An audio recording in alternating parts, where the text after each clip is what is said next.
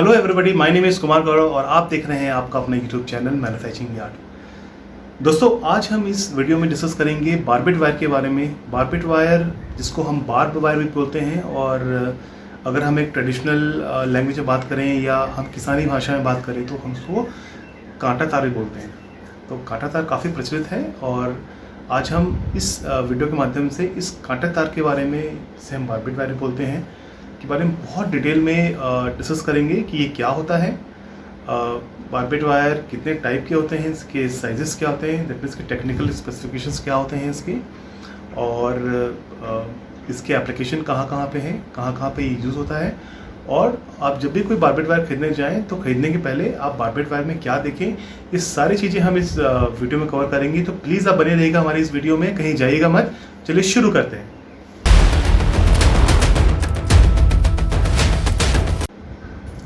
दोस्तों, barbet wire क्या होता है? तो जैसा इसका नाम है बारबेट, दैट मीन्स कि कांटा तार।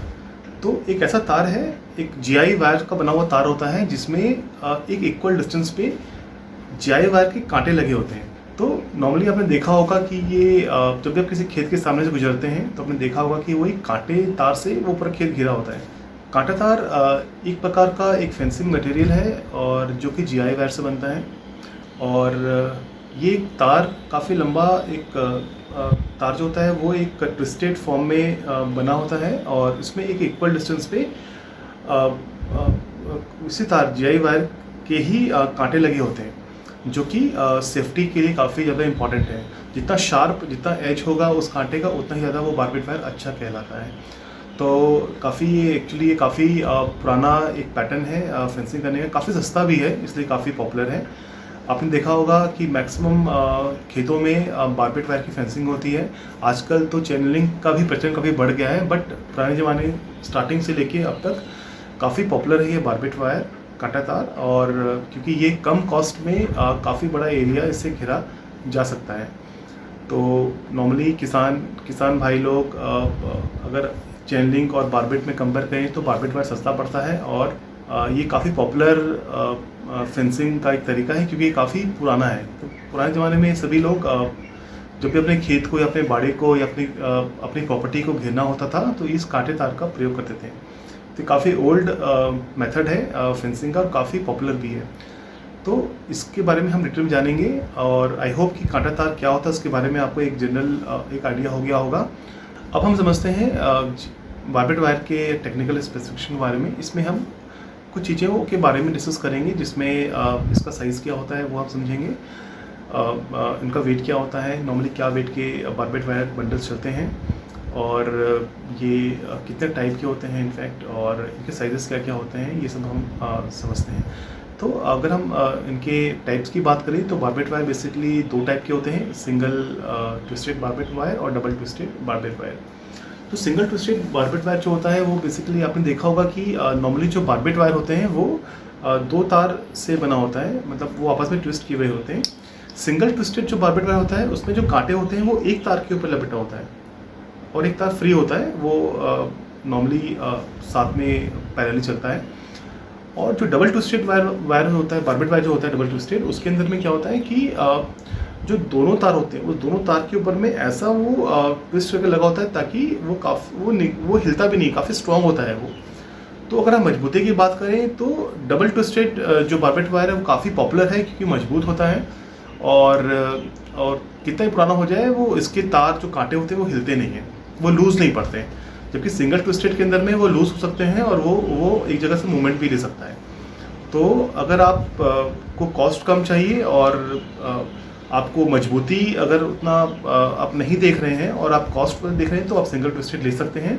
लेकिन अगर आप मजबूती देख रहे हैं और कॉस्ट का कोई अगर आपके साथ कोई प्रॉब्लम नहीं है तो आप डबल ट्विस्टेड बारबेट वायर ले सकते हैं, क्योंकि ये बारबेट वायर काफ़ी स्ट्रॉन्ग होता है और काफ़ी लंबे समय तक चलता है और इससे कांटे ढीले भी नहीं पड़ते। जो बारबेट वायर का आपने देखा होगा ये बंडल्स में आते हैं और उसका वेट जो होता है वो नॉर्मली 25 kg से लेकर 50 kg तक हो सकता है।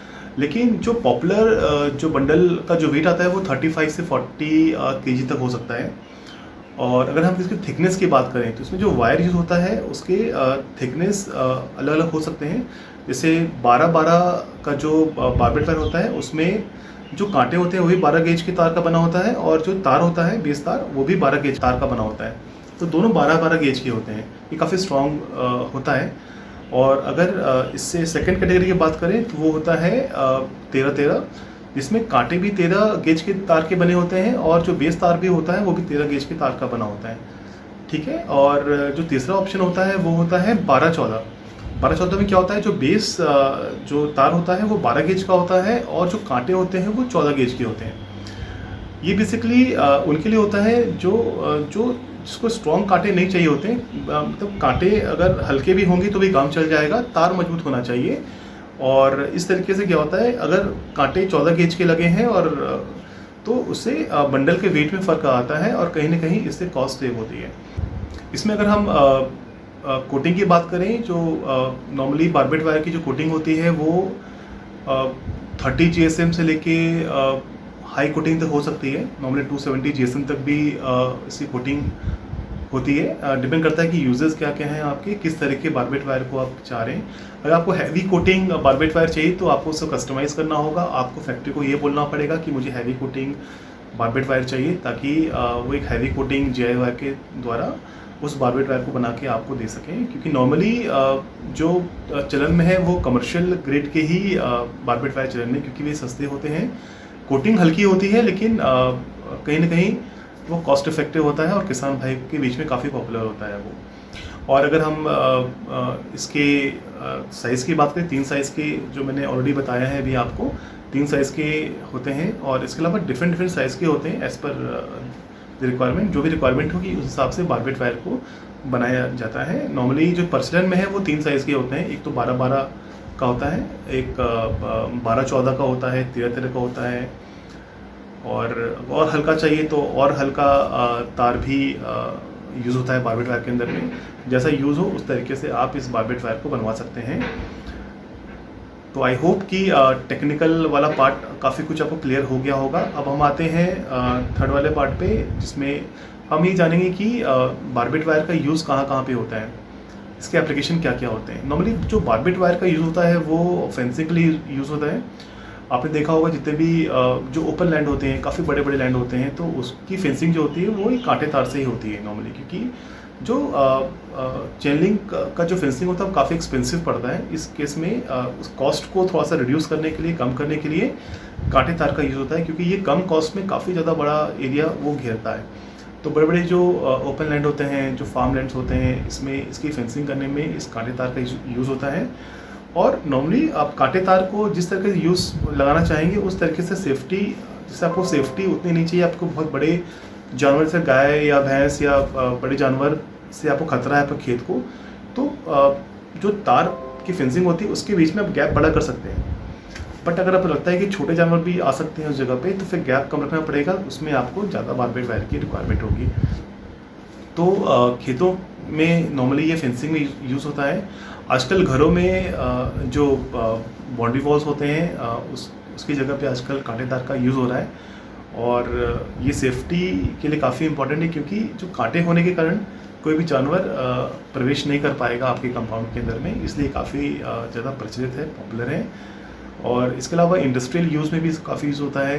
बॉर्डर्स में काफ़ी कांटे तार यूज़ होते हैं नॉर्मली कॉन्सर्टिना वायर के साथ में, या आपके चेन लिंक फेंस के साथ में भी ये कांटे तार का भी प्रयोग किया जाता है। दोस्तों अगर 1 kg, जैसे नॉर्मली जो बंडल्स होते हैं वो 35-40 kg के होते हैं, 25 kg के बंडल्स भी होते हैं, तो पर kg में तार की लंबाई कितनी होती है वो मैं आपको बता रहा हूँ। नॉर्मली अगर आप 12-12 का, अगर 12 गेज का 12-12 का बारबेट वायर है, तो उस केस में 1 kg में 20 फीट तक वो तार लंबा होता है। और अगर ये 12-14 का होता है तो वो 25 फीट होता है, और अगर ये 13-13 का रहता है तो वो 33 फीट तक का वो लेंथ 1 kg में कवर होता है।